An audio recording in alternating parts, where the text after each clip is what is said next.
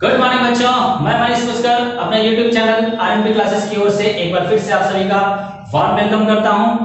Electrochemistry के sequence को हम लोग आगे बढ़ाएंगे और आज पढ़ेंगे इलेक्ट्रोलाइटिक सेल के बारे में। इलेक्ट्रोलाइटिक सेल के बारे में पढ़ने से पहले हम लोग थोड़ा सा प्रीवियस क्लास में जाते हैं। इलेक्ट्रोकेमिस्ट्री का जो सबसे पहला क्लास था उसमें हम लोग बात किए थे सेल के बारे में कि सेल दो प्रकार का होता है, एक इलेक्ट्रोकेमिकल सेल वैद्युत रासायनिक सेल और दूसरा इलेक्ट्रोलाइटिक सेल। वैद्युत रासायनिक सेल के बारे में बात की थी कि वैद्युत रासायनिक सेल जो होता है, इलेक्ट्रोकेमिकल सेल जो होता है, वो उसका मेन काम क्या है? उसका मेन काम ये है कि ये केमिकल एनर्जी को, रासायनिक ऊर्जा को इलेक्ट्रिकल ऊर्जा में कन्वर्ट कर देता है। ये सब हम लोग पहले पढ़ चुके हैं। इलेक्ट्रोकेमिकल सेल का काम होता है केमिकल एनर्जी को किसमें बदल देना? इलेक्ट्रिकल एनर्जी में। और हम लोग बात किए थे कि ठीक इसका विपरीत होता है, इसका उल्टा होता है इलेक्ट्रोलाइटिक सेल। इसमें मेन काम इसका क्या है? इसमें मेन काम है कि यह इलेक्ट्रिकल एनर्जी को कन्वर्ट कर देता है किसमें? केमिकल एनर्जी में। इसका मतलब हमको इसमें इलेक्ट्रिसिटी देना होगा और ये केमिकल एनर्जी के रूप में उसको स्टोर कर लेगा, फिर जब जरूरत होगा तो बात की बात है। तो इलेक्ट्रिकल एनर्जी से केमिकल एनर्जी में कैसे ये कन्वर्ट होता है, वही हम लोग पार्ट देखने जा रहे हैं कि ये सेल कैसे बिहेव करता है, कैसे काम करता है। दो केस लिए हुए, केस 1 और केस 2। पहले केस 1 का बात करते हैं इलेक्ट्रोलाइटिक सेल में। केस 1 में दो इलेक्ट्रोड लिए हुए हैं, एक इलेक्ट्रोड, और दोनों इलेक्ट्रोड को हम लोग बैटरी से जोड़ दिए हुए। बैटरी से जोड़ने से इसका दो टर्मिनल है, एक टर्मिनल प्लस वाला और दूसरा माइनस वाला। जिस इलेक्ट्रोड को आप पॉजिटिव टर्मिनल से जोड़िएगा उसमें पॉजिटिव चार्ज डेवलप हो जाएगा, और जिस इलेक्ट्रोड को आप नेगेटिव टर्मिनल से जोड़िएगा उस पे नेगेटिव चार्ज डेवलप हो जाएगा। अच्छा, इस पॉजिटिव चार्ज वाला इलेक्ट्रोड को हम लोग नाम दिए एनोड और इस नेगेटिव चार्ज वाले को हम लोग नाम दिए कैथोड। आपको हम बताए होंगे प्रीवियस क्लास में, आज फिर बता रहे हैं कि कैथोड और एनोड का डिसीजन ये नेगेटिव और पॉजिटिव चार्ज के थ्रू नहीं लेते हैं। ऐसा नहीं है कि नेगेटिव चार्ज है तो कैथोड होगा या पॉजिटिव चार्ज है तो कैथोड होगा, पॉजिटिव चार्ज है तो एनोड होगा या नेगेटिव चार्ज है तो एनोड होगा, ऐसा कोई फंडा नहीं है। इसका बेसिक कांसेप्ट जो है पकड़ने का वो ये है कि अगर इस इलेक्ट्रोड पे, किसी इलेक्ट्रोड पे पॉजिटिव चार्ज चिपक रहा है, पॉजिटिव चार्ज पे डिपॉजिट हो रहा है, तो वो हमारा कैथोड होगा, नहीं तो एनोड होगा। बात समझ में आ रहा है? अगर किसी इलेक्ट्रोड पे पॉजिटिव चार्ज डिपॉजिट हो रहा है, पॉजिटिव चार्ज चिपक रहा है, तो हम कहेंगे वह इलेक्ट्रोड हमारा क्या होगा? कैथोड होगा। इसमें देखिए, देख लेते हैं तो कैसे होता है। अब इस तरह का एक कंटेनर लिए हैं, उस कंटेनर में हम लोग इलेक्ट्रोलाइट डाले हुए हैं। इलेक्ट्रोलाइट के रूप में यहाँ पे जो लिए हैं वो लिए हैं हम लोग मॉल्टेन NaCl। अब ये नया टर्म आ गया मॉल्टेन। मॉल्टेन को हिंदी में बोलते हैं लोग क्या? गलित। तो NaCl को हम लोग किस अवस्था में ले रहे हैं? गलित अवस्था में ले रहे हैं। गलित अवस्था कहने का मतलब हो गया, जैसे आपके घर में नमक है, अगर उस नमक में आप क्या कीजिए, एक इलेक्ट्रोड डाल दीजिए, कोई रॉड डाल दीजिए और उसमें बैटरी से जोड़ दीजिए, क्या वो करंट फ्लो कराएगा? नहीं कराएगा। इसके लिए चूंकि वह जो आप घर में नमक यूज कर रहे हैं वो सॉलिड स्टेट में है, तो सॉलिड स्टेट में ये वर्क नहीं करता है, इसलिए इसको हम लोग किसमें कन्वर्ट करना पड़ता है? मॉल्टेन स्टेट में। देखिए NaCl मॉल्टेन स्टेट में होता है या एक्वस स्टेट में भी होता है। जब उसमें पानी डाल देंगे तो वो पानी वाला फेज हम लोग नहीं ले रहे हैं, हम लोग ले रहे हैं मॉल्टेन, मतलब वो अपने आप या उसको हीट कर दिया तो गल जाएगा। उस स्टेट को जिसमें कि हम लोग पानी नहीं मिलाए हुए हैं, लेकिन ये NaCl किसमें कन्वर्ट हो गया? लिक्विड स्टेट में कन्वर्ट हो गया। तो उस वाले NaCl का हम लोग यहाँ पे इलेक्ट्रोलाइट लिए हुए हैं। आपको पता होगा कि इस NaCl में दो टाइप का हमारे पास आयन होगा, एक Na+ होगा और दूसरा क्या होगा? Cl- होगा। तो यह जो इलेक्ट्रोलाइट दिख रहा है इसमें भी दो पार्ट है। एक आयन हमारा कैसा होगा? Na+ आयन होगा और दूसरा कैसा होगा? Cl- होगा। अब ऐसा मत समझिएगा कि एक आयन लिख रहे हैं और एक Na+ लिख रहे हैं और एक Cl- लिख रहे हैं, इसका मतलब ये नहीं होगा एक ही Na+ और एक ही Cl- है। बहुत सारा Na+ आयन होगा, बहुत सारा Cl- होगा, आयन होगा, उसमें से हम लोग किसी एक पे बात कर रहे हैं, सबके लिए वही वैलिड होगा। अब आप ये देखिए, यह जो Na+ जो पॉजिटिव आयन है यह कहां आकर्षित होगा? यह निश्चित रूप से इस इलेक्ट्रोड पे आकर्षित होगा, क्योंकि इस पे कैसा चार्ज है? नेगेटिव चार्ज है। तो पॉजिटिव चार्ज ये देखिए यहां से चला और यहां पे डिपॉजिट होने लगा, संचित होने लगा। तो पॉजिटिव चार्ज का किस पर चिपकना? इस इलेक्ट्रोड पर चिपकना, और अभी बात किए थे हम लोग कि पॉजिटिव चार्ज जिस इलेक्ट्रोड पर चिपकता है उसी को हम लोग कैथोड करते हैं। इसका मतलब ये हमारा क्या हुआ, कैथोड हो गया। ठीक उसी तरह अगर Cl- का बात करें तो ये Cl- कहां चला जाएगा, इस इलेक्ट्रोड पे, क्योंकि इस पे प्लस चार्ज है, इसके पास इलेक्ट्रॉन का संख्या ज्यादा है, इसके पास इलेक्ट्रॉन का संख्या कम है, ये अपना इलेक्ट्रॉन उसको दे देगा और क्लोरीन यहां पर जो है डिपॉजिट होने लगेगा, क्लोरीन यहां पर चिपकने लगेगा। तो इस तरीके से आप देखिए कि जब हम इसको इलेक्ट्रिसिटी प्रोवाइड किए, इलेक्ट्रिसिटी हम इसको दिए, किसको, इस सेल को जिसका नाम है इलेक्ट्रोलाइटिक सेल को, तो इलेक्ट्रिसिटी देने पर यहां पर Cl- और इस पर Na+ आयन जो है वो क्या हो रहा है, चिपक रहा है, मतलब इसमें Na+ स्टोर हो रहा है और इसमें क्या स्टोर हो रहा है, Cl- स्टोर हो रहा है। किस फॉर्म में स्टोर हो रहा है, केमिकली फॉर्म में स्टोर हो रहा है। तो रासायनिक रूप से इसमें ये जो संचित हो रहा है, Cl- इसमें संचित हो रहा है, तो रासायनिक रूप से हम कहेंगे कि यह किस ऊर्जा में परिवर्तित हो गया, रासायनिक ऊर्जा में परिवर्तित हो गया, केमिकल एनर्जी में परिवर्तित हो गया, जब हम लोग इसको क्या दिए, इलेक्ट्रिकल एनर्जी। और यही प्रोसेस है किस सेल का, इलेक्ट्रोलाइटिक सेल का। बात समझ में आ रहा है? तो सिंपल सा, इलेक्ट्रोलाइटिक सेल में क्या क्या होता है, इलेक्ट्रिकल एनर्जी हम लोग प्रोवाइड करते हैं और वो किसमें बदल जाता है, केमिकल एनर्जी में बदल जाता है। किस रूप से, तो ये जो प्रकार में बताया इस तरीके से।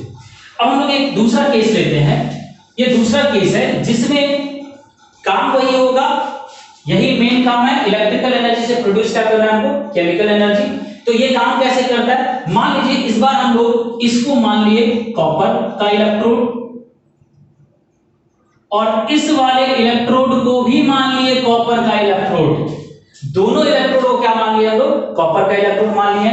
और यह जो विलयन है, यह जो सॉल्यूशन है, इसको मान लिया हम लोग किसका, CuSO4 का सॉल्यूशन है। तो इलेक्ट्रोलाइट के रूप में यहां पे इस बार कौन हो गया, CuSO4 हो गया। अच्छा, अब कॉपर, ठीक फिर से वही बात, यहां पर ये एनोड हो गया और ये हमारा क्या हो गया, कैथोड हो गया। यह Cu जो कॉपर इलेक्ट्रोड है हमारा, यह कॉपर इलेक्ट्रोड क्या करेगा, एनोड पर आपको पता होगा कि ऑक्सीडेशन होता है, एनोड पर क्या होता है, ऑक्सीडेशन होता है। तो ऑक्सीडेशन कहने का मतलब हो गया कि कॉपर आयन, कॉपर जो है वो कॉपर आयन में टूटेगा, ठीक है। तो कॉपर किसमें टूटेगा, कॉपर आयन में। इसका मतलब यह धीरे धीरे टूटते जाएगा, यह धीरे धीरे पतला होते जाएगा। टूटने का मतलब ये क्या होगा, पतला होते जाएगा। यहां पर डिपॉजिट होता था दोनों जगह, इसमें क्या हो रहा है, ये धीरे धीरे टूटते जा रहा है। टूटने पर यह, और इसमें कॉपर जो है, कॉपर मेटल वो कम होते जाएगा और क्या आयन निकलेगा इसमें, Cu2+। वह आयन कहां जाएगा, इस सॉल्यूशन में जाएगा, ठीक है। अब यह सॉल्यूशन में, चूंकि इस पर अगर एनोड हो, यह एनोड है और यह ऑक्सीडेशन रिएक्शन दिखा रहा है, तो यह कॉपर हमारा कैसा रिएक्शन दिखाएगा, रिडक्शन रिएक्शन दिखाएगा।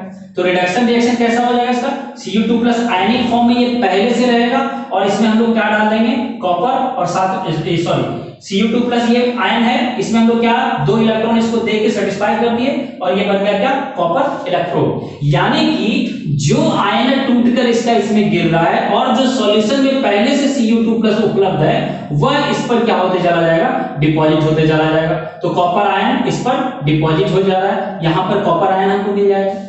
बात समझ में आ रहा है? इसका मतलब क्या हुआ, अब ध्यान से समझिए, क्योंकि यहीं से जनरेट होता है फैराडे लॉ ऑफ इलेक्ट्रोलाइसिस। हम यह करना चाह रहे हैं कि आप इसको कुछ चार्ज दिए, इलेक्ट्रिसिटी फ्लो कर रहा है, कुछ चार्ज दे रहे हैं हम लोग। तो जब इसको कुछ चार्ज दिए तो इसका जो मास है कुछ कम हो गया, और जितना मास इसका कम होगा उतना ही मास इसका बढ़ेगा। जितना मास इस इलेक्ट्रोड का कम होगा उतना ही मास इस इलेक्ट्रोड का बढ़ने लगेगा। तो इस तरीके से ये कॉपर डिपॉजिट हो रहा है, तो हम लोग बोलेंगे केमिकली ये क्या हो रहा है, स्टोर हो रहा है। तो फिर से वही इलेक्ट्रिकल एनर्जी किसमें कन्वर्ट हो गया, इलेक्ट्रिकल एनर्जी किसमें कन्वर्ट हो गया, केमिकल एनर्जी में। तो इस टाइप के सेल को हम लोग कैसा बोलते हैं, फिर से वैद्युत अपघट्य सेल बोलते हैं। अब हम लोग इसके आधार पर जो अभी बात की हम लोग, इधर से चार्ज दिए और यहां से मास इसका कुछ टूट गया, कुछ इस पे डिपॉजिट हो गया, इसके आधार पर फैराडे साहब ने कुछ लॉ दिया है। फैराडे साहब का दो लॉ है, फैराडे लॉ ऑफ इलेक्ट्रोलाइसिस दो है, फर्स्ट लॉ और सेकंड लॉ। तो हम लोग देखते हैं फैराडे लॉ ऑफ इलेक्ट्रोलाइसिस। आइए हम लोग अब पढ़ते हैं Faraday law of electrolysis, Faraday के वैद्युत अपघटन नियम। फैराडे साहब दो लॉ दिए हुए हैं। पहला लॉ है कि किसी भी इलेक्ट्रोड पर निक्षेपित अथवा विमुक्त किसी पदार्थ की मात्रा विद्युत अपघटनीय विलयन में प्रवाहित विद्युत धारा की मात्रा के समानुपाती होता है। इंग्लिश में लिखा हुआ है the amount of chemical reaction which occurs at any electrode during electrolysis by current is proportional to the quantity of electricity passed through the electrolyte। क्या मतलब है इसका, हम लोग वो समझते हैं। अभी हम लोग देखे थे एक कॉपर का एग्जांपल लिए हुए थे कि कॉपर का इलेक्ट्रोड है जिसमें दोनों साइड हम लोग एनोड पे भी कॉपर लिए थे और कैथोड पर भी कॉपर लिए थे। तो इसमें एनोड का कुछ मात्रा यहां से घट रहा था और वही मात्रा वहां पर क्या हो रहा था, डिपॉजिट हो रहा था, जो हम लोग बात किए हुए थे। तो सवाल यह उठता है कि ये जो मात्रा इस पे डिपॉजिट हो रहा है या इससे निकल रहा है, इसका रेशियो क्या होगा, ये कैसे मेजरमेंट होगा। तो यह मेजरमेंट होता है, यह निकाला जाता है किसके हेल्प से, चार्ज के हेल्प से। आप जितना चार्ज दीजिएगा उतना मात्रा आपको डिपॉजिट होगा, उतना मात्रा वहां पे आपको क्या होगा, मिलते रहेगा। इसलिए हम लोग फैराडे साहब बोले कि अगर आप 2 कूलम्ब चार्ज दे रहे हैं तो उसी के अनुपात में आपको, सपोज कीजिए फैराडे साहब का कहना है कि अगर आप 2 कूलम्ब चार्ज प्रोवाइड कर रहे हैं, किसको, उस सेल को, तो 2 कूलम्ब चार्ज अगर सेल को दे रहे हैं तो कॉपर जो आपका डिपॉजिट होगा, सपोज कीजिए वो 4 यूनिट हो रहा है, तो अगर आप 4 कूलम्ब चार्ज दीजिएगा तो ये कितना होगा, 8 यूनिट होगा। कहने का मतलब क्या हुआ कि यह जो है चार्ज जो है वह मास के डायरेक्टली प्रोपोर्शनल है। मतलब क्या हुआ कि मास जो है, किसका मास, तो जो अमाउंट वहां से जो मात्रा, पदार्थ का जो मात्रा घट रहा है या पदार्थ का मात्रा जो बढ़ रहा है, वह मात्रा जो है डायरेक्टली प्रोपोर्शनल होगा, समानुपाती होगा जितना हम उसको चार्ज प्रोवाइड करेंगे। यानी m प्रोपोर्शनेट क्या हो गया, q। अगर हम लोग इसको लिखना चाहें प्रोपोर्शनलिटी कांस्टेंट हटा के, तो यहां कांस्टेंट के रूप में क्या लिखेंगे हम लोग, z। तो m = z × q। ये एक फॉर्मूला हमारा बना जिसपे हम लोग न्यूमेरिकल बनाएंगे। इसको थोड़ा सा अगर हम लोग आगे बढ़ा दें, z को हम लोग बोलते हैं इलेक्ट्रो केमिकल इक्विवेलेंट, ये इसका नाम है। वैद्युत रासायनिक तुल्यांक, Z क्या होगा, इलेक्ट्रोकेमिकल इक्विवेलेंट, वैद्युत रासायनिक तुल्यांक। इस पे हम लोग विशेष चर्चा करेंगे क्योंकि इसी पे बेस्ड हम लोग न्यूमेरिकल बनाएंगे। अभी आप यहाँ पे फिजिक्स में पढ़े होंगे कि चार्ज जो है, Q जो है, करंट का अगर बेसिक डेफिनेशन देखा जाए तो लिखा होता है rate of flow of charge. तो अगर हम लोग चार्ज की बात करें, करंट की बात करें, तो rate of flow of charge I = क्या होता है, Q/T। ये पढ़े होंगे आप लोग फिजिक्स में। तो अगर Q निकालना हो तो Q = क्या हो जाएगा, I × T। तो हम लोग कह सकते हैं कि M = हो गया Z × I × T। तो यह एक फॉर्मूला हमारा बना, ठीक है। इस फॉर्मूला पे आपसे सवाल कम पूछा जाएगा। सवाल बनाने के लिए एक फॉर्मूला आप रट लीजिए, अभी जो लिख रहे हैं इसको हम अभी डिस्क्राइब करेंगे एक एग्जांपल के थ्रू कि इसमें क्या कैसे होता है। तो एक फॉर्मूला हम लिख रहे हैं जिसपे कि आपका ज्यादा से ज्यादा न्यूमेरिकल और बहुत ही आसान तरीके से बनेगा।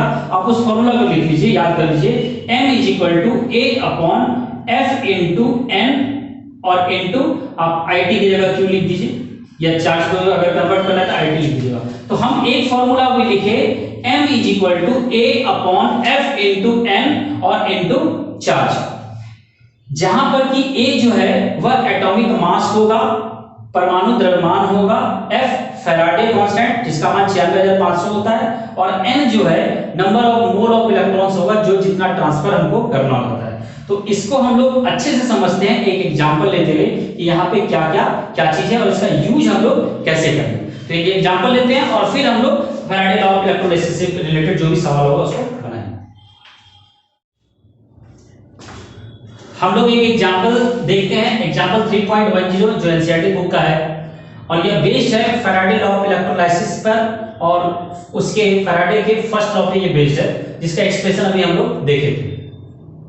इस सवाल को बनाने से पहले 2-3 बात आपको बताना चाहेंगे कि इस सवाल में जो भी कंसेप्ट हम आपको बताने जा रहे हैं वो सारा कंसेप्ट को आप बहुत अच्छे से समझिए, और उसके बाद आपके एनसीईआरटी बुक या किसी भी बुक में कोई भी सवाल इस पे बेस्ड हो, अगर फैराडे लॉ ऑफ इलेक्ट्रोलाइसिस वो भी फर्स्ट लॉ पे, तो आपसे हर सवाल बन जाएगा, क्योंकि इसमें जो कंसेप्ट है वो सारे सवाल का निचोड़ है। आप, और ये बहुत ही आसान सवाल है। आपको लगेगा कि इतना आसान सवाल में इतना बड़ा बड़ा बात क्यों बोला जा रहा है, क्योंकि सवाल छोटा है, सवाल आसान है, लेकिन इसको बनाने का जो तरीका है, जो अप्रोच हम लोग फॉलो करेंगे, उसमें बहुत बेसिक कंसेप्ट छुपा हुआ है। और वो बेसिक कंसेप्ट अगर आप जान लीजिएगा तो आप कोई भी सवाल को बना लीजिएगा। तो हम लोग इसको स्टार्ट करते हैं सवाल को बनाने के लिए। सवाल बनाने से पहले इसमें एक टर्म हम लिखे थे फैराडे, एफ। इसके बारे में आपको पहले भी बताए हुए हैं, अगर आप नहीं जान रहे हैं, नहीं देखे हुए हैं, तो यहां पे जान लीजिए कि ये एफ फैराडे क्या होता है। तो बेसिकली फैराडे का अगर हम लोग डिफाइन करेंगे तो यह होता है charge on 1 mole of electron. कहने का अर्थ होगा, हिंदी में लिखे तो 1 मोल इलेक्ट्रॉन पर जो आवेश होगा उसी को हम लोग क्या कहते हैं, फैराडे कहते हैं। बहुत सिंपल सा लैंग्वेज लिखिए कि 1 मोल इलेक्ट्रॉन पर जो चार्ज होगा उसी को हम लोग क्या कहेंगे, फैराडे कहेंगे, 1 फैराडे कहेंगे। अच्छा, 1 मोल इलेक्ट्रॉन की अगर बात करें, हम अगर आपसे पूछे कि बताइए 1 इलेक्ट्रॉन पर कितना चार्ज होता है, तो आपका जवाब होगा 1.6 × 10⁻⁻⁹ कूलम। ठीक है, 1 इलेक्ट्रॉन पर कितना चार्ज होगा, इतना चार्ज होगा। अगर हम पूछे कि 1 मोल इलेक्ट्रॉन पर कितना चार्ज होगा, तो आप बोलेगा 1 मोल इलेक्ट्रॉन पे कितना चार्ज होगा, 1 मोल इंटू 1.6 × 10⁻⁻⁹ कूलम। सिंपल। अच्छा, 1 मोल इलेक्ट्रॉन पे जो चार्ज होगा उसी को तो हम लोग फैराडे बोल रहे हैं ना, तो हम कह सकते हैं कि ये कुछ नहीं, इसी को हम लोग क्या मानेंगे, फैराडे। तो 1 फैराडे इज इक्वल टू क्या होगा, 1 मोल का मतलब हो गया 6.022 × 10⁻23 इंटू 1.6 × 10⁻⁻⁹ क्या कूलम। कोई दिक्कत? आप इसको जब सॉल्व कीजिएगा तो ये लगभग आएगा 96500 कूलम के। ये लगभग अप्रॉक्स वैल्यू लिख रहे हैं, कितना, 96500 कूलम, यानी कि 96,500 कूलम, जो कि 1 मोल इलेक्ट्रॉन का चार्ज होता है, उसी को हम लोग क्या माने हुए हैं, 1 फैराडे। फिर से 96,500 कूलम चार्ज जो किस पर होता है, 1 मोल इलेक्ट्रॉन पर होता है, और 1 मोल इलेक्ट्रॉन पर जो चार्ज होता है उसी को हम लोग क्या कहते हैं, 1 फैराडे कहते हैं। या हम कह सकते हैं 1 फैराडे बराबर कितना कूलम चार्ज, 96,500 कूलम चार्ज। इस बात में आपको कोई दिक्कत नहीं होगा, आपको पता चल गया 1 एफ लिखा हुआ है, इसका मतलब 96,500 कूलम दिया हुआ है। अब हम लोग आते हैं इस सवाल पे, इस सवाल को हम लोग कैसे बनाएंगे, और इसी सवाल की मदद से एक फॉर्मूला अभी आपको बताए थे हम कि m इज इक्वल टू, ये फॉर्मूला निकाले थे, m is equal to a upon f into n into q, ये फॉर्मूला निकाले थे हम। इस सवाल को इस फॉर्मूला से भी बनाएंगे, बहुत आसान तरीका होगा ये। आपको ये फॉर्मूला याद कर लेना है, ये फॉर्मूला कैसे डिराइव हुआ वो भी इस सवाल के थ्रू हम आपको बताने हैं। आइए अब सवाल देखते हैं। क्वेश्चन बोल रहा है कि ए solution of CuSO4 is electrolysed for 10 minute with a current of 1.5 ampere. What is the mass of copper deposited at cathode? ठीक है, सवाल को पहले समझ लेते हैं कि वही कंटेनर है हमारे पास, एक इलेक्ट्रोलाइटिक सेल है जिसमें कि कैथोड पर कौन है, हमारा कॉपर है। उस कॉपर पर हम लोग क्या कर रहे हैं, और ये सॉल्यूशन किसका लिया है, CuSO4 का, जो इलेक्ट्रोलाइट, जो क्या है हमारा इलेक्ट्रोलाइट है। इस पर हम लोग यहां से जो चार्ज प्रोवाइड कर रहे हैं, और वह चार्ज के थ्रू जो करंट हम दे रहे हैं, कितना करंट दे रहे हैं, 1.5 एम्पीयर का करंट दे रहे हैं, और वह कितने समय तक दे रहे हैं, 10 मिनट तक दे रहे हैं। तो इस 1.5 एम्पीयर करंट और 10 मिनट के प्रवाह करने पर जो इसमें चार्ज डेवलप होगा, उसके चलते कॉपर यहां से डिपॉजिट होगा कैथोड पर, कॉपर यहां से टूटेगा, कुछ इलेक्ट्रोलाइट में जाएगा, और इलेक्ट्रोलाइट से फिर कहां डिपॉजिट हो जाएगा, इस पर डिपॉजिट होगा। तो आपसे यही पूछा जा रहा है कि अगर इतना समय के लिए हम लोग इतना करंट बहा रहे हैं, तो इस कैथोड पर जो कॉपर डिपॉजिट होगा उसका मात्रा बताइए। ठीक है, अब सवाल बनाने का तरीका देखिए। सबसे पहले तो आप ये इंफॉर्मेशन आपको बताएं कि कोई भी न्यूमेरिकल बनाना है तो सबसे पहले ये देखना है कि न्यूमेरिकल में इंफॉर्मेशन क्या क्या दिया हुआ है। उस इंफॉर्मेशन के हिसाब के बाद हम लोग देखेंगे कि हमको निकालना क्या है, और जो निकालना है उसके लिए हम लोग कैसे अरेंजमेंट करते हैं अपने इंफॉर्मेशन को। बस सवाल खत्म होगा, और न्यूमेरिकल में कोई दम नहीं। चलिए आइए देखते। यहाँ पर 10 मिनट दिया हुआ है, यानी कि t दिया हुआ है वो कितना, 10 मिनट। आप इसको सेकंड में कन्वर्ट कर लीजिए, 10 × 60 इक्वल टू क्या हो गया, 600 सेकंड। समय कितना सेकंड हो गया, 600 सेकंड। करंट कितना दिया हुआ है, 1.5 एम्पीयर, और अब हमको निकालने बोल रहा है what is the mass of copper deposited at cathode, यानी मास निकालना है हमको क्या निकालना है, मास कहां पर, किसका, तो कॉपर का निकालना है मास, और ये डिपॉजिट कहां हो रहा है, कैथोड पे हो रहा है, ये हमारा सवाल। ठीक है, सबसे पहले इन दोनों इंफॉर्मेशन से हम लोग Q निकाल सकते हैं, Q = IT। अभी फॉर्मूला देखें तो ये हो गया 10 into 1.5 एम्पियर, सॉरी 10 into ये तो 600 सेकंड हो गया, तो आप ऐसा लिख लीजिए डायरेक्ट 600 into 1.5 एम्पियर, ये लगभग हो गया 900 कूलम। ठीक है, एम्पियर और सेकंड मल्टीप्लाई करेंगे और ये चार्ज का यूनिट क्या हो गया हमारा 900 कूलम। यानी कि इन दोनों के कारण हम जो चार्ज दे रहे हैं सिस्टम को, जो सेल को हम चार्ज दे रहे हैं, वो चार्ज कितना दे रहे हैं, 900 कूलम चार्ज दे रहे हैं। तो बोलता है कि अगर आप 900 कूलम चार्ज दीजिएगा तो कैथोड पर कॉपर कितना डिपॉजिट होगा। आप सबसे पहले ये सोचिए कि कॉपर जो कैथोड है उस पर कॉपर का रिएक्शन क्या होने वाला है, रिडक्शन रिएक्शन होने वाला है। और रिडक्शन रिएक्शन हमारा कैसा होता है, रिडक्शन रिएक्शन कुछ ऐसा होता है, Cu2+ 2 इलेक्ट्रॉन लेके ये क्या बनाएगा, कॉपर। बहुत ध्यान से समझना है, Cu2+ आयन, इसको हम लोग 2 मोल इलेक्ट्रॉन देंगे तो ये किसमें कन्वर्ट हो जाएगा, 1 मोल कॉपर में कन्वर्ट हो जाएगा। इसको बोलने भी आना चाहिए कि Cu2+ आयन को जब हम लोग 2 मोल इलेक्ट्रॉन देते हैं तो इस 2 मोल इलेक्ट्रॉन देने के बाद हमको कैथोड पर 1 मोल कॉपर डिपॉजिट हो जाता है। यही इस रिएक्शन का मतलब है। इसको आप 2 बार 3 बार रिपीट कीजिएगा, बोलिएगा तो बोलने से आपको समझ में आएगा कि क्या बात यहाँ पे कहा जाता है। अब हम लोग देखिए यहाँ पर Cu2+ और +2 - Cu ये रिएक्शन जो हो गया, तो यहां पर हम लोग ये जो है ये 1 मोल कॉपर है। 1 मोल कॉपर कहने का मतलब, अगर आप मोल कंसेप्ट लेवल पे पढ़े होंगे तो बात समझ में आ रहा होगा, नहीं पढ़े होंगे तो जब पढ़ाएंगे पढ़ लीजिएगा। 1 मोल कॉपर का मतलब होता है 63 ग्राम, किसका, कॉपर का। यानी यह मतलब हुआ कि जब आप, ध्यान से सुनना है, जब आप 2 मोल इलेक्ट्रॉन इस आयन को दे रहे हैं तो आपके पास 63 ग्राम कॉपर आपको कहां पर मिलेगा, कैथोड पर मिलेगा। तो अब यह बताइए कि 2 मोल इलेक्ट्रॉन, मतलब यह हुआ कि जब हम लोग कितना दे रहे हैं इलेक्ट्रॉन, 2 मोल इलेक्ट्रॉन प्रोवाइड कर रहे हैं तो कॉपर कितना मिल रहा है हमको, 63 ग्राम हो रहा है। बात समझ में आ रहा है, बस ये कंसेप्ट आपको दिमाग में रखना है। हम इसी बात को यहां लिखने जा रहे हैं कि जैसे हम देखें कि अगर 2 मोल इलेक्ट्रॉन, या आप ऐसे कर लीजिए ना, 2 मोल इलेक्ट्रॉन जब हम लोग प्रोवाइड कर रहे हैं तो कितना ग्राम हमको कॉपर मिलता है, 63 ग्राम कॉपर मिलता है। अच्छा, 1 मोल इलेक्ट्रॉन का मतलब 1 फैराडे होता है। 1 मोल इलेक्ट्रॉन का मतलब 1 फैराडे, तो 2 मोल इलेक्ट्रॉन का मतलब 2 फैराडे। इसका मतलब कि 2 फैराडे चार्ज लगेगा हमको कितना ग्राम बनाने के लिए, 63 ग्राम कॉपर बनाने के लिए। बोलिए, बात समझ में आ रहा है, क्या बोले हम कि अगर हमको 63 ग्राम कॉपर बनाना है, इसके लिए हमको चार्ज कितना चाहिए, 2 फैराडे। फैराडे को कन्वर्ट कर लीजिए आप चार्ज में, कूलम में 96,500 कूलम।